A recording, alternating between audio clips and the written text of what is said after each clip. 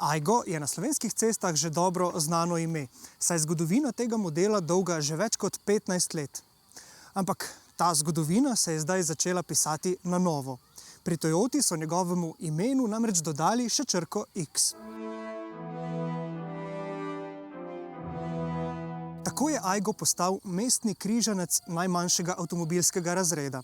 In tudi njegova dvobarvna kombinacija je znak, da želi biti trendovski. Takšni avtomobili morajo biti šik, morajo biti začinjeni z ličnimi detajli, ker se pač vozijo po mestnih promenadah. Novi Aygo X je zasnovan v Evropi in tudi izdelujejo ga na stari celini. No, še preden se lotimo testa, pa hiter opomnik, naročite se. Novi Aygo X je za dober centimeter bolj oddaljen od tal, ampak kljub črnim plastičnim obrobam blatnikov, to nikakor ni avto, ki je namenjen grobemu terenu. To je mestni križanec.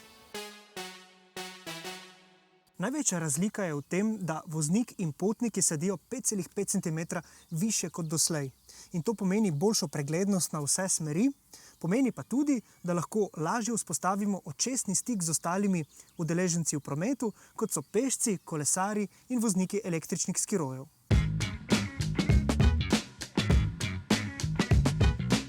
Aygo v tej generaciji ni več delan v sodelovanju s Citroenom in Peugeotom. To se močno pozna v notranjosti, ki je odslej precej bolj resna in dodelana v vseh pogledih. Pa vendar, karakterju primerno so se Japonci vseeno odločili za nekaj domiselnih oblikovnih rešitev.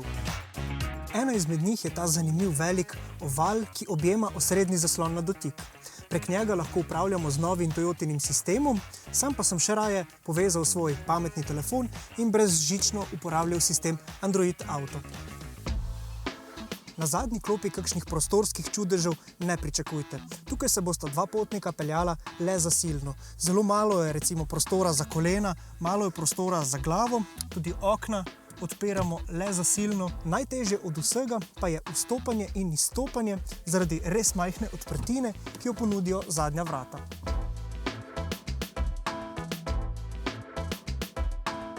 Prtljažnik pa je z 231 litri uporabne prostornine, za mestne malčke celo nadpovprečno zajeten. Največjo zanimivost pa predstavlja tale mehka in lahka prtljažna polica, ki jo, če ne potrebujemo, zelo preprosto vržemo na dno prtljažnika.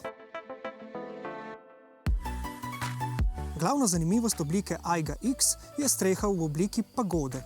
Gre za valovito streho, ki poskrbi za bolj všečen videz avtomobila.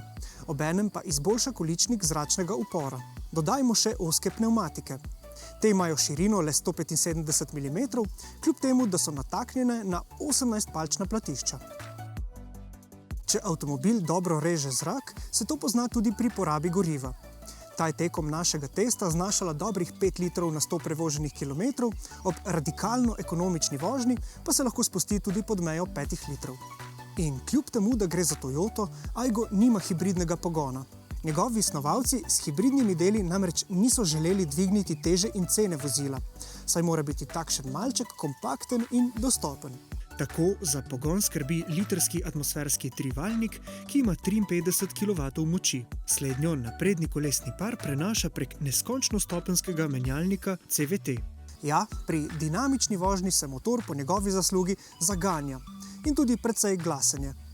Od tega avtomobila pač le stežka zahtevamo športno odzivnost in močne pospeške. Že na primer proti ljubljanski mestni obvoznici.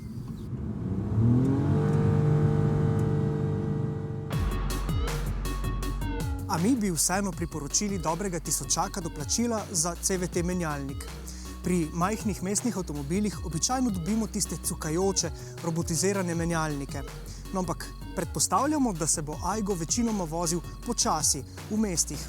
No in tam je lahko izbira uglajenega CVT menjalnika nadvse primerna. Če odmislimo zvok motorja, se Aygo v principu pelje kot električni avto. In ti v mestih res blestijo. In vse več takšnih malčkov je danes že električnih. Ampak ti so zaradi vrste svojega pogona tudi dražji kot Aygo.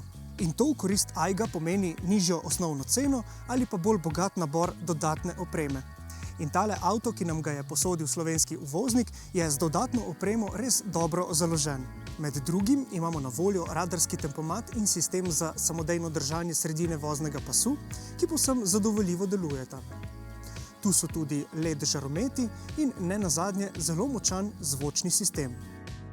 Čeprav ima odslej v imenu X, pa je Aygo v resnici še vedno klasičen mestni malček, ki pa je zelo začinjen. In čeprav imamo tukaj takšno umirjeno barvno kombinacijo, ingverjevo bež se ji reče, pa ima Toyota na zalogi kar nekaj barv, ki so namenjene tistim, ki želijo s pregovorno umirjeno Toyoto na mestnih ulicah celo izstopati.